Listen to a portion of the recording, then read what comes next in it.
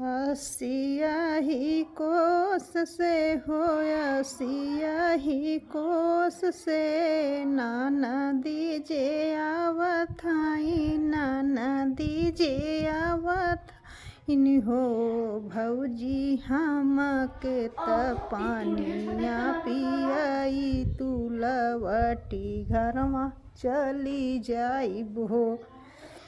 लोटा बल्टी फूट गए लसरी त टूट गए लोटा बल्टी फूट गए लसरी त टूट गए नि हो दीदिया सियही कोसत कुआं नात पानी भर ना जाइब हो।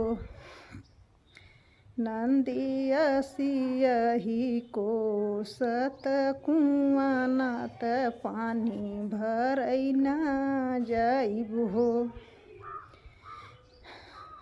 सियही कोस से नाना दीजे आवत हई नाना दीजे आवत हईन हो भौजी दई दे तू चुनिया क रोटिया त खाई घरवा चली जाबई हो। भौजी दई दे तू चुनिया क रोटिया त खाई घरवा चली जाबई हो। चूल्हा चक्की फूट गए चूल्हा चक्की फूट गए जातवा त टूट गए नि हो।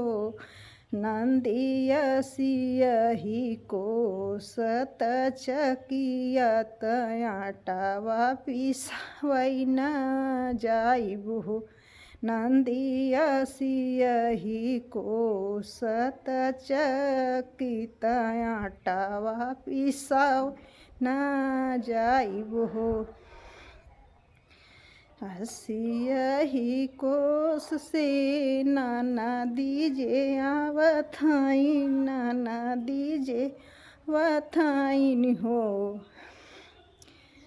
भौजी माई से भेटी घरवा चली जाइब हो।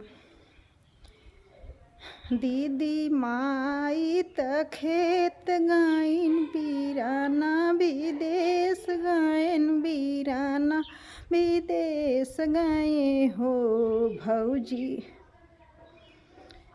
नंदी भैया क जानमल भतीजवा त भेटी घरवा चली जायु हो।